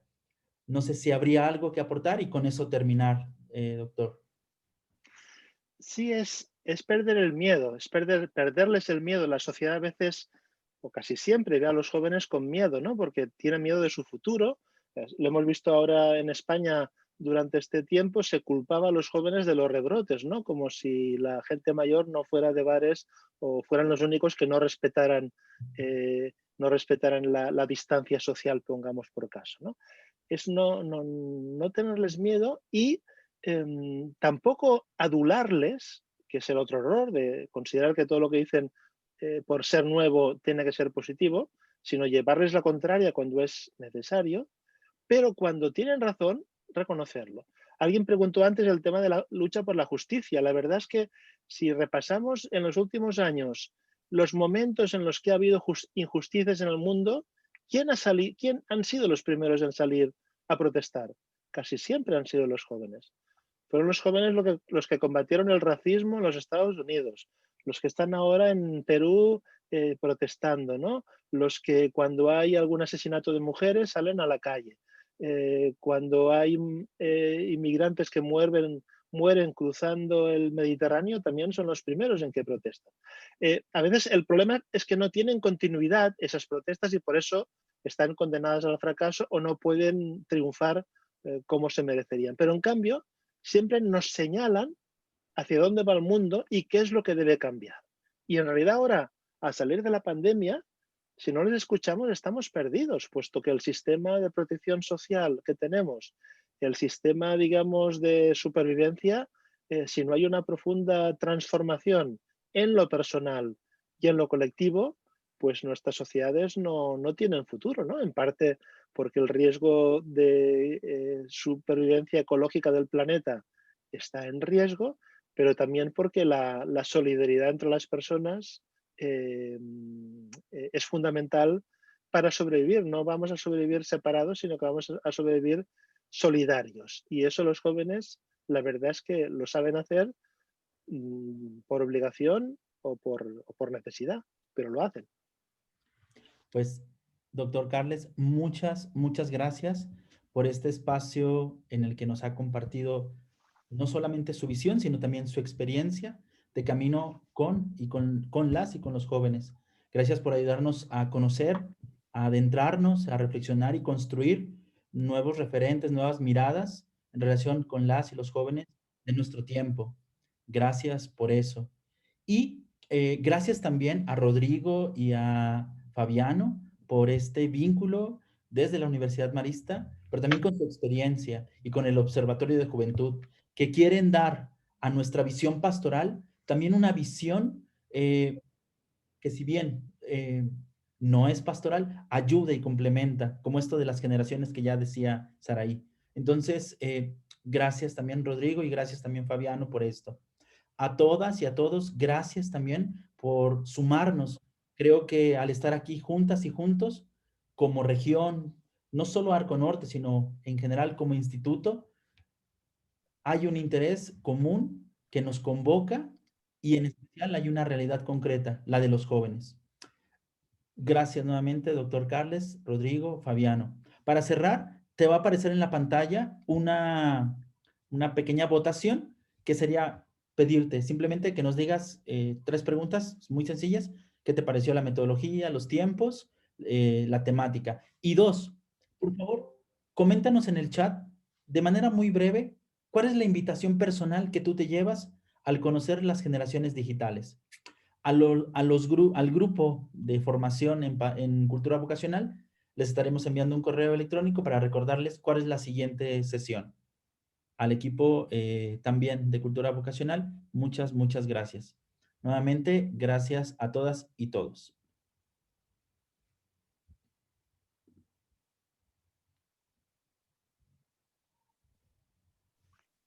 Yo no voto, ¿verdad?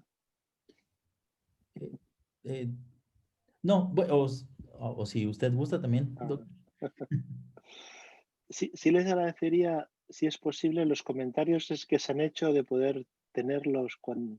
Claro que sí. Porque no he tenido ocasión de leerlos todos y... Claro que sí.